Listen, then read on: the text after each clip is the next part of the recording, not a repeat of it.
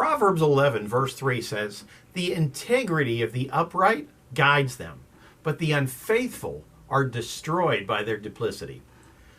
On this Monday morning edition of 10 with Tom, we are asking the question, what are your values? Let's start out by taking a look at some values based on Scripture. First, God's sovereignty. David writes in Psalm 139:16, "Your eyes saw my unformed body. All the days ordained for me were written in your book before one of them came to be." We can rest in knowing that God has the last word on everything that concerns us. In Psalm 138, verses 6 through 8, David writes, "Though the Lord is exalted, he looks kindly on the lowly. Though lofty, he sees them from afar. Though I walk in the midst of trouble, you preserve my life. You stretch out your hand against the anger of my foes. With your right hand, you save me. The Lord will vindicate me. Your love, Lord, endures forever. Do not abandon the works of your hands." God will not abandon you. When all is said and done, you have an ordered destiny. When we know that, we don't have to try and manipulate people or circumstances in order to gain something for our advantage. We simply have to walk through the doors that God opens and be at peace with the doors that he closes, knowing that he always has our best interests at heart.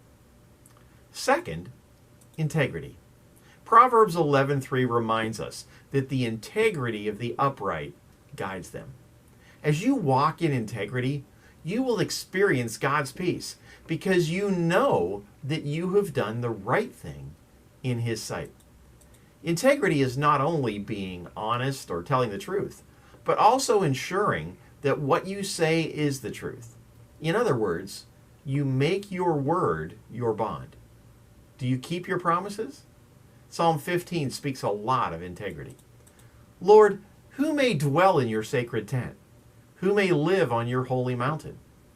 The one whose walk is blameless, who does what is righteous, who speaks the truth from their heart, whose tongue utters no slander, who does no wrong to a neighbor, and casts no slur on others, who despises a vile person, but honors those who fear the Lord, who keeps an oath even when it hurts, and does not change their mind, who lends money to the poor without interest, who does not accept a bribe against the innocent. Whoever does these things will never be shaken." One of the traits of a person who abides in God's presence and does his will is that they will keep their oaths or their promises even when it hurts. Do you value integrity? The third thing is humility. Proverbs 15:33 says, "Wisdom's instruction is to fear the Lord, and humility comes before honor." Humility is not a sense of worthlessness, but instead an acceptance of your God-given strengths and your God-allowed limitations. Your strengths should not make you arrogant, and your limitations should not make you apprehensive. For God has promised that his grace is sufficient for us. For his strength is made perfect in weakness. We see this in Paul's writings in 2 Corinthians chapter 12, in verses 3 through 10. "And I know that this man, whether in the body or apart from the body, I do not know, but God knows, was caught up to paradise and heard inexpressible things, things that no one is permitted to tell. I will boast about a man like that, but I will not boast about myself, except about my weaknesses. Even if I should choose to boast, I would not be a fool because I would be speaking the truth.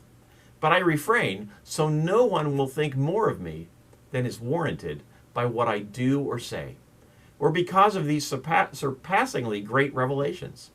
Therefore, in order to keep me from being conceited, I was given a thorn in my flesh, a messenger of Satan to torment me. 3 times I pleaded with the Lord to take it away from me. But he said to me, 'My grace is sufficient for you, for my power is made perfect in weakness. Therefore, I will boast all the more gladly about my weaknesses, so that Christ's power may rest on me. That is why, for Christ's sake, I delight in weaknesses, in insults, in hardships, in persecutions, in difficulties. For when I am weak, then I am strong.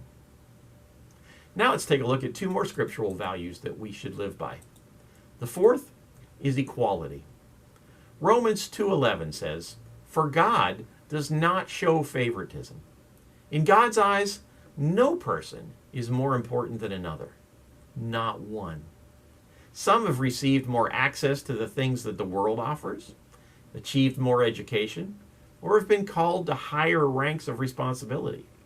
But in God's eyes, no one is innately better than another. The ground is level at the foot of the cross, and all of us approach God as sinners in need of salvation. So no matter what our position is in life, God expects us to treat everyone with the same respect. And that is to treat them with respect as unique and loved creations of God, not to equally disrespect people, as we see so often in our current society. And fifth and finally, generosity. In the Gospel of Luke, which we are currently studying with our youth on Sunday mornings, the good doctor records these words of Jesus in the 6th chapter, verse 38. "Give, and it will be given to you. A good measure, pressed down, shaken together, and running over, will be poured into your lap. For with the measure you use, it will be measured to you."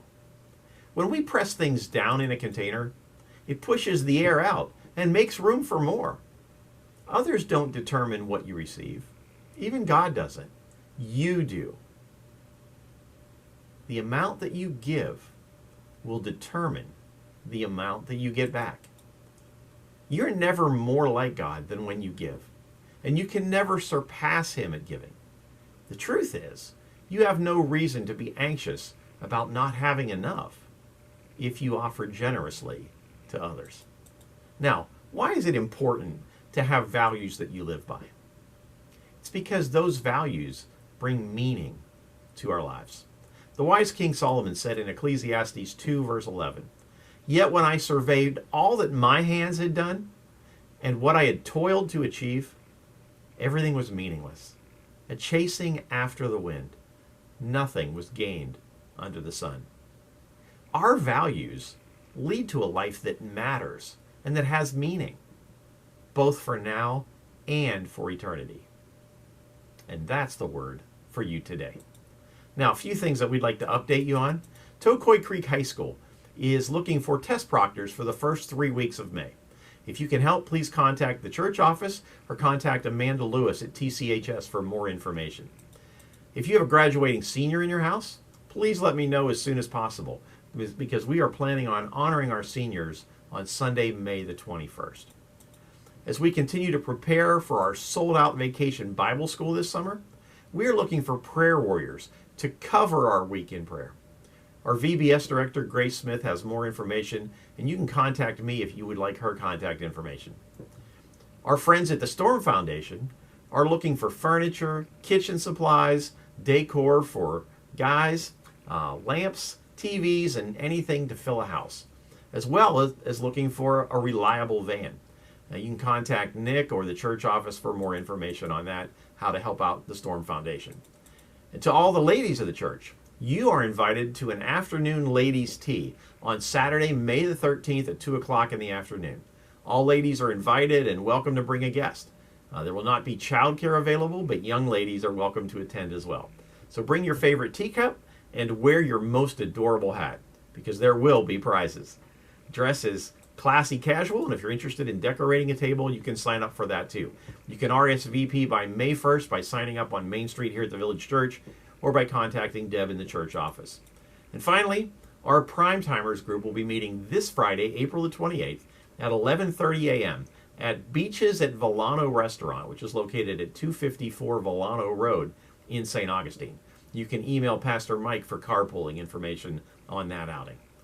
I hope you all will have a great week, and I look forward to seeing you again Friday with another message from the Word for you today.